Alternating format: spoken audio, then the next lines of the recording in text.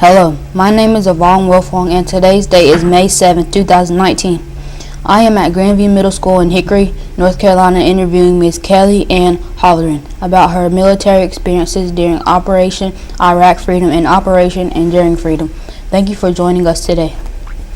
Before we go any further, could you please spell your full name? Sure, it's Kelly, Kelly, and A-N-N-E, Holleran, Holleran. Thank you. Would you tell me a little bit about your childhood, family, and where you grew up? Sure, I grew up in northern New Jersey, kind of in the middle of the woods.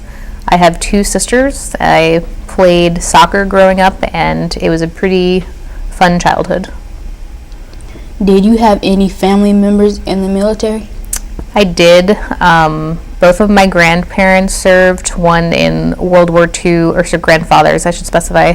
One was a pilot in World War II on my father's side, and on my mother's side, my grandfather served in the Navy during the Korean War. Additionally, my uncle on my mother's side graduated from the Naval Academy and was a pilot in the Navy.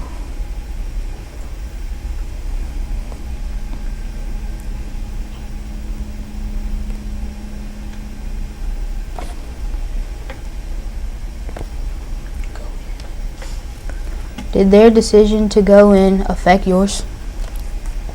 I don't know. My decision, honestly, to go to West Point was because I went to soccer camp there when I was a freshman in high school, and I remember waking up at like 3 o'clock in the morning because I saw like cadets were lining up outside, and they had like rucksacks on and their helmets and their rifles, and as a naive 15-year-old, I thought that was really cool.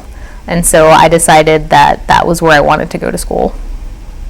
What do you remember about 9/11? Where were you and how did you react? I was in art class in high school, and I was as surprised as everyone else was. Being from northern New Jersey, people knew people who were there, so it was a negative day.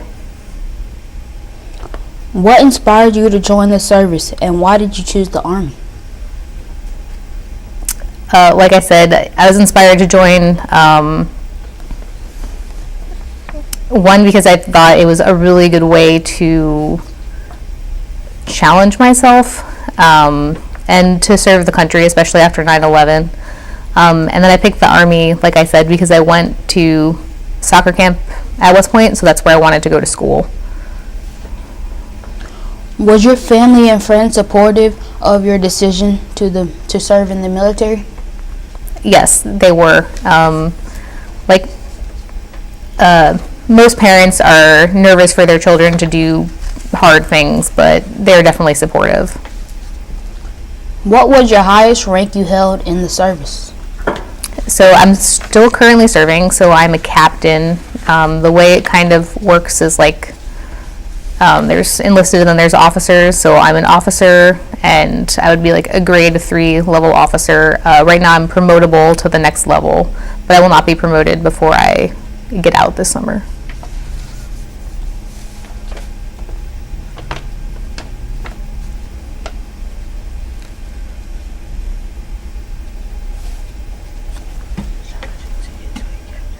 Was it challenging to get to a captain? Sure. It'll be 10 years in May, so I've worked pretty hard the last 10 years. I had to do a variety of jobs in the military to get here, so I was a platoon leader, I did logistics, I did operations, I was a company commander, and I've been a professor for the last 3 years. So I've had to learn new skills at every single job. Do you remember the day you left for West Point? If yes, what do you remember? I definitely remember. I remember being very excited but also terrified at the same time because I didn't really know what I was getting myself into. And at West Point they kind of make it vague for the incoming candidates, so like you kind of know what you're getting into but you kind of don't, and the day was definitely a whirlwind. When you look back at your time at West Point, what do you remember most about your experiences? What was the most challenging experience you faced at West Point? So the academics were really rigorous. There, everyone graduates with a Bachelor's of Science degree, so we had to take a bunch of math classes and science classes. I majored in international relations, so I did a lot of writing once I was able to focus on my core curriculum. But I think the most challenging for me was physics. I just didn't quite understand it at the time, and it was really difficult to balance having to do academics and your military stuff and your physical training all at the same time. So I did not sleep a lot. I studied a lot. It was hard. While at West Point, do you remember the ratio of men to women? Yeah, it was about 10% women. So we have 1,000 cadets in the class, and there was about 100 women and 900 men. When and where did you train to become a pilot? How long did it take you to become a pilot? It took a really long time. So it took almost 2 years. I reported to Fort Rucker, Alabama in August of 2009, and I graduated in April of 2011. Could you describe what it was like flying a helicopter for the first time? Sure. For the first time, it was exhilarating. You're also flying with an instructor pilot, so they make sure that you're safe and you're not going to do anything crazy. So they make it pretty simple, but that first time flying, I definitely remember realizing that the flight controls are very sensitive, and it was going to be a different experience than I had anticipated. In your questionnaire, you stated that you flew your first combat mission 6 weeks after graduating from flight school. Is it common for pilots to fly combat missions immediately after graduating from pilot schools? No, it's not. It really is just luck of the draw of what your first duty station is and what schedule that they're on. So because I was assigned to Fort Hood, Texas in the 1st Cavalry Division, and they were about to leave on a deployment, that's what happened to me. But no other person that graduated at the same time as me did that. However, there's a potential for it really to happen to anyone, just depending on what unit they get assigned to. Were the men picking on you? No. No, not at all. Everyone was very professional.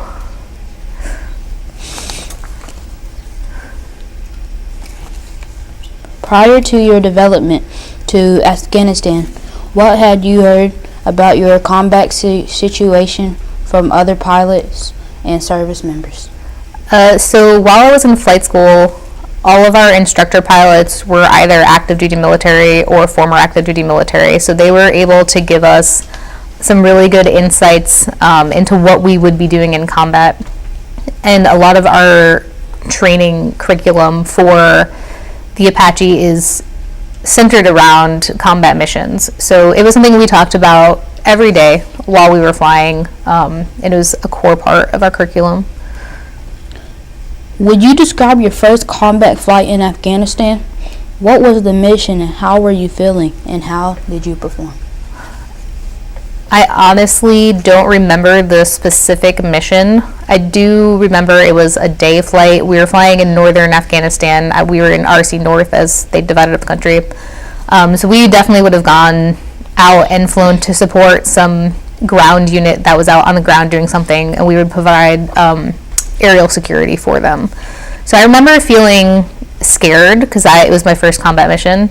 And then I also remember feeling a little bit overwhelmed because flying in combat for the first time, you have to talk on the 5 different radios that you have, and you're talking to a bunch of different people. And while everyone has call signs, it can be confusing as to who you need to report what details to who on the radio.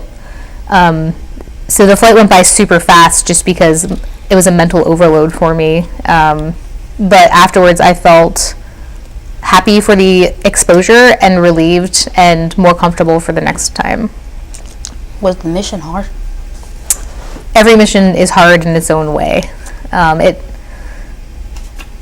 So what we do is just kind of like we would leave our base. We would find the ground units at the coordinate that they would give us. We would check in with them and then go from there. So depending on what they were doing kind of determined the complexity of the mission.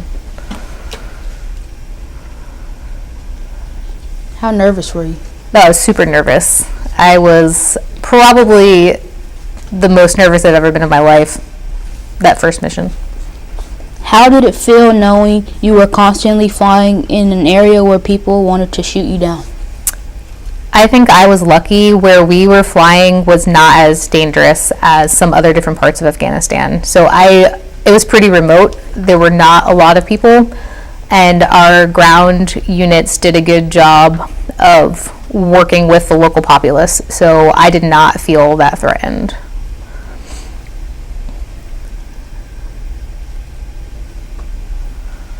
Did you ever take fire from enemy combatants? No, I did not. Some other aircraft in our battalion did on their flights, but I was lucky and never did. What was your primary duties and responsibilities while deployed in Afghanistan? So in Afghanistan, I was a platoon leader, which meant that I was responsible for all the maintenance, logistics, and operations of 4 aircraft, as well as the pilots who flew that aircraft and the maintainers who maintained the aircraft. While flying in Afghanistan, did your helicopter engage in fire with the enemy on the ground? Nope, I never did. I was lucky in that respect, in that on all of the missions I flew, we never had to actually fire at the enemy. Every time we left the compound, we would go and test fire aircraft to make sure that all of our weaponry worked, but I did not have to utilize that on any missions.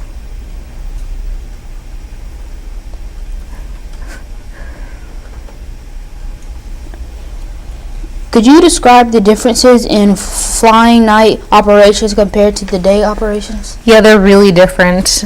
When you're flying in the day, you can look outside and kind of orient yourself and see where you are, but it also creates some glare in the cockpit because the sunlight will reflect off of the rotor blades as you're flying, so it can be a little dizzying.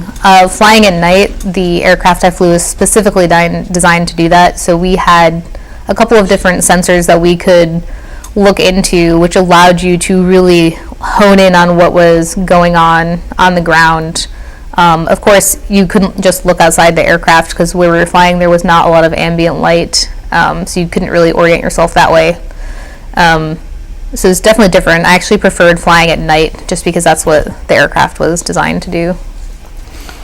What did you do for fun while deployed in Afghanistan? As a platoon leader, we worked like 12-hour shifts 7 days a week for the entire deployment, so there wasn't a lot of time for fun. What I enjoyed the most doing was running on the treadmill. We lived on a very small base, so we just had a small gym and we couldn't really run outside, so I ran a lot on the treadmill. And then 2, I would read books. I don't know if you guys are familiar with like the Ender's Game series, but I read that entire series in like 1 week in Afghanistan, so it was fun. You said in your questionnaire that the pilots would often prank each other. Could you talk about some of these pranks? Yes. So like I said, we were working 12 hours a day, 7 days a week for the whole year. So we had to find a way to keep ourselves entertained if we weren't actually flying on a mission. So some of the pranks that they did, like for example, one day, some of the pilots put a plastic snake underneath my desk, but they like attached it to a metal thing so they could control the movement, and I didn't notice that. So when I sat down at my desk and I saw this snake wiggling under there, I screamed and jumped on top of the table. So of course I got made fun of a lot for that. Another time, someone put like a big plastic spider in my computer, my laptop at work. So when I came in and opened up my laptop, there was a big spider in there. And again, I screamed.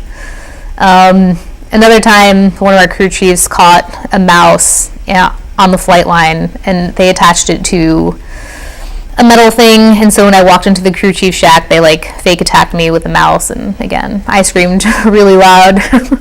And that drew a lot of attention because I screamed loud and someone thought that something bad had happened and they realized it's a practical joke. So those are just some examples. As myself, as the platoon leader, I didn't really do any practical jokes on other people per se, but I certainly didn't limit my subordinates from doing it because it was a harmless way to have some fun while we were deployed. Did you get pranked like very often?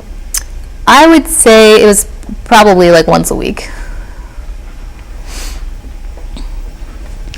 Could you tell us about your experiences in Jordan working and training with international forces? Yeah. So Jordan was a really awesome opportunity to train with a bunch of different countries. So we went there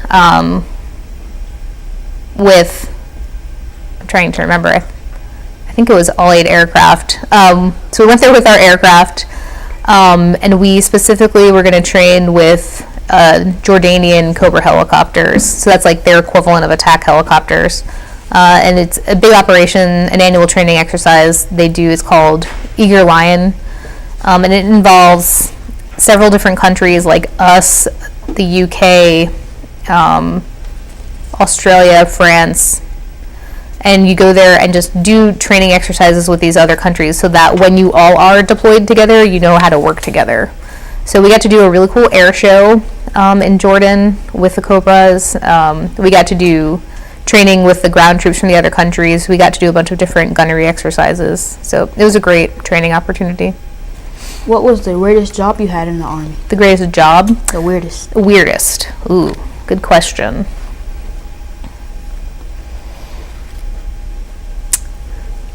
I will tell you the thing I had to do that I liked the least. When I was an assistant operations officer, I had to go plan some joint training with the Navy, and I had to spend 48 hours on an aircraft carrier.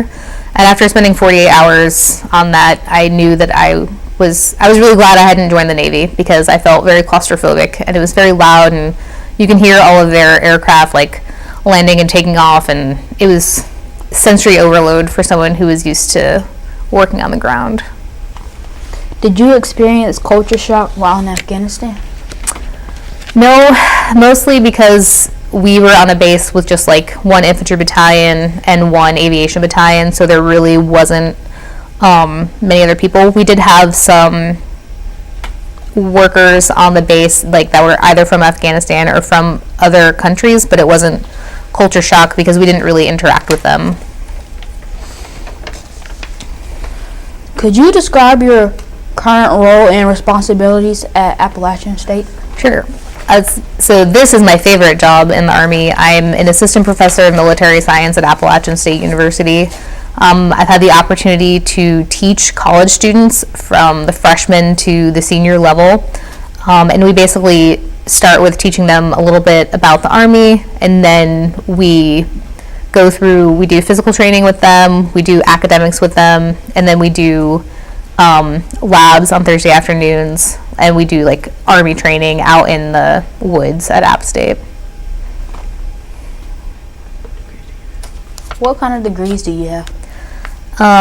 So I have my bachelor's degree from the United States Military Academy, which is a Bachelor's of Science in International Relations, and then I am graduating on Saturday with my master's degree in data analytics, which I earned at Appalachian State University while I've been teaching there. What is your favorite memory of your time in the Army?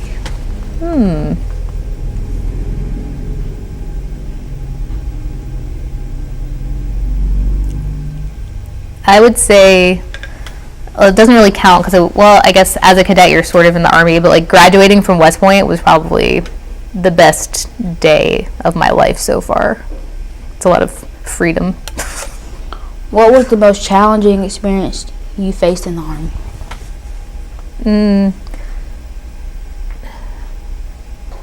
I would say, so you rotate units like approximately every 3 years. I did it a little bit more frequently, but just every time you go to a new unit, you have to meet a whole bunch of new people, plus learn a new job, plus move to a new place and find a new home. And so there's a lot of transitioning that you do every time you have a job, and that was always challenging.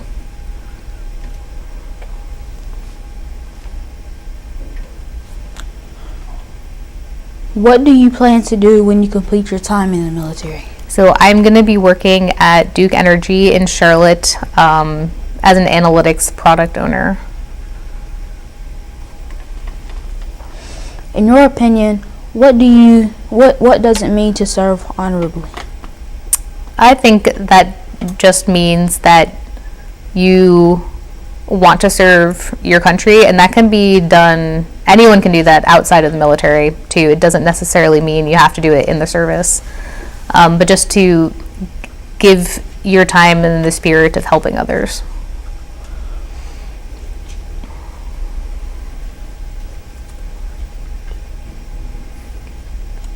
What experiences did you have when you came back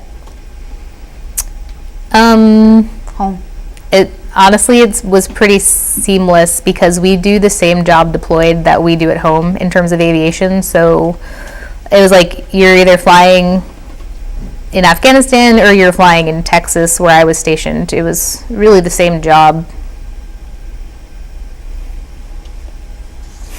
What advice would you give to any middle school students who are thinking about joining the military? I would say focus on getting really good grades and learning as much as you can. Focus on being involved in sports and being really physically fit. And then you have options to do whatever you want to do. The third thing I would say is continue to learn and really decide what you want to do. So there's a variety of options, like learn about yourself, get physically fit, get smarter, learn more, and kind of decide what you want to do. How old were you when you joined the military? I was 21. What would you say to your kids wanting to join the military? I would say no pressure. It's your choice. If that's something you want to do, I support it. Were there any other jobs you wanted to go to before you wanted to join the military? I don't know. That was a really long time ago. That was like 14 years ago.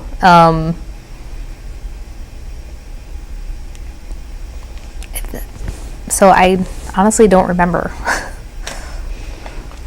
If one of your middle school students wanted to go to West Point or any other military academy, at what age do you need to start preparing, and what does the application process entail? So you definitely need to start preparing yourself now. Like 7th grade is the perfect time to start preparing yourself because you can kind of make a lot of mistakes in 7th and 8th grade that won't be reflected on your transcripts. But once you're in high school, like you need to have excellent grades. You need to put yourself in leadership positions in both like extracurricular activities and sports. And then you need to do some community service projects as well. So like you want to show that you're a good person, you're capable of being a leader, you're smart, and you're athletic. Are there any other stories, experiences, or thoughts you would like to share with us today? I would like to thank you for what you're doing. I think it's awesome that you're interested in doing this in 7th grade. Thinking back to myself at your age, I don't think it's something I would have thought to have done. Thank you for taking the time to join us today. Thank you for having me.